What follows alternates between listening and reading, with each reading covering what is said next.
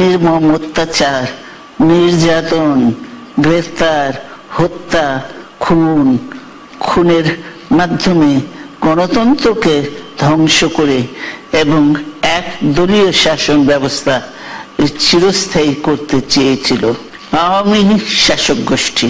ছাত্র জনতার সম্মিলিত অভ্যুত্থানের মধ্যে দিয়ে ফ্যাসিবাদদের পতন ঘটেছে, সুযোগ সৃষ্টি হয়েছে নতুন করে বাংলাদেশকে বারবার। এই আন্দোলনে যারা শহীদ হয়েছেন, গুম, খুন, বিচার বহির্ভূত হত্যার শিকার যারা হয়েছেন, তাদের তালিকা প্রস্তুত করতে হবে। দ্রুত বিচারের ব্যবস্থা ও রাষ্ট্রীয় স্বীকৃতি নিশ্চিত করতে হবে। প্রতিটি পরিবারের সম্মানজনক পুনর্বাসন ও নিরাপদ ভবিষ্যৎ নিশ্চিত করতে হবে।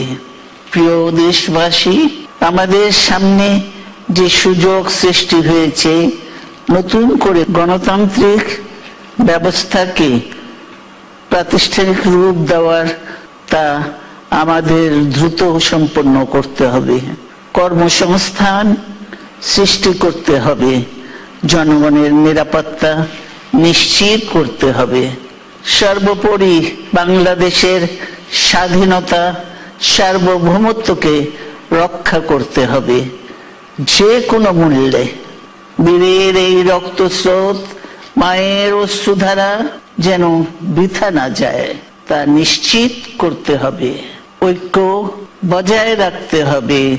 আসুন আমরা সবাই মিলে শহীদ জিয়ার স্বপ্নকে বাস্তবায়িত করি কোটি মানুষের নতুন বাংলাদেশের নির্মাণের স্বপ্নকে। আল্লাহ হাফেজ। বাংলাদেশ জিন্দাবাদ।